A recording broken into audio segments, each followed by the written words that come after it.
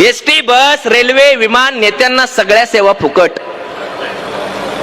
ST, बस, railway, विमान, नेत्यांना सगळ्या सेवा फुकट. जणू त्यांची परिस्थिती झाली आहे बिकट. एसटी, बस, रेल्वे, विमान, नेत्यांना सगळ्या सेवा फुकट. जणू त्यांची परिस्थिती झाली आहे बिकट. मला सांगा, हे पुढारी काय घेतात विकत? गाडी सोबत ड्रायव्हर मिळतो, घरासोबत चाकर. आपल्या पैशावर आपला नेता फुकट खातो भाकर. त्याच्या फोनचं बिल सुद्धा आपण असतो भरत. त्याच्या फोनचं बिल सुद्धा आपण असतो भरत. जो केवळ एसीत बसून सह्या करतो ना, त्याच्यासाठी कुणीतरी उन्हात असतं मरत.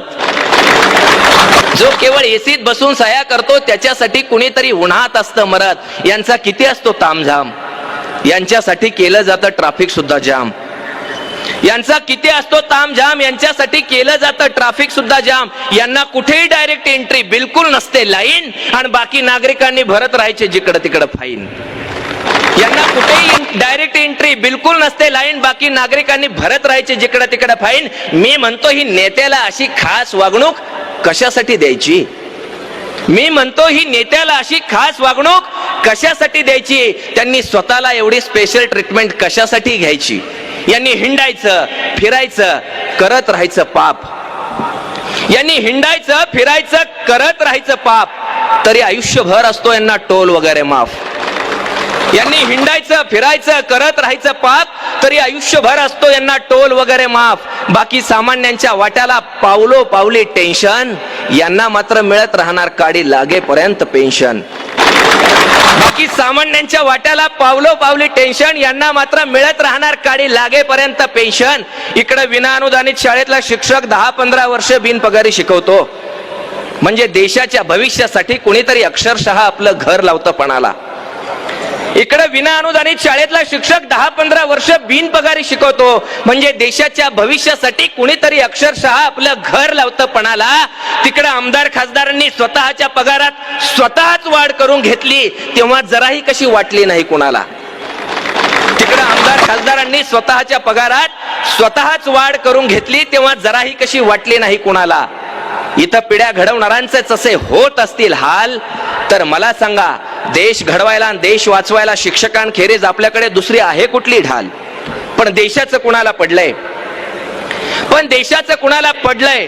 नुसतं पदांचा वापर करून स्वतःच भरत राहायचं घर. निवडून आल्यावर 5च वर्षात त्यांच्या संपत्तीचे मजले किती जातात वर. पण देशाचं कुणाला पडलंय? पण देशाचं कुणाला पडलंय? नुसतं पदांचा वापर करून स्वतःच भरत राहायचं घर. निवडून आल्यावर 5च वर्षात त्यांच्या संपत्तीचे मजले किती जातात वर. अशी सुरूच असते आपल्या डोळ्यात देखत लूट. बघा प्रोसेस कशी असते. नखावरची शाई जशी हळूहळू पुसते, अशी सुरूच असते आपल्या डोळ्यात देखत लूट. बघा प्रोसेस कशी असते. नखावरची शाई जशी हळूहळू पुसते. सत्ता बदल होतो, नख पहिल्यासारखी होतात. सत्ता बदल होतो, नख पहिल्यासारखी होतात. पुन्हा चीड येते, पुन्हा निवडणुका येतात. मग नवी माणसं हातावर नव्या तुरी देतात.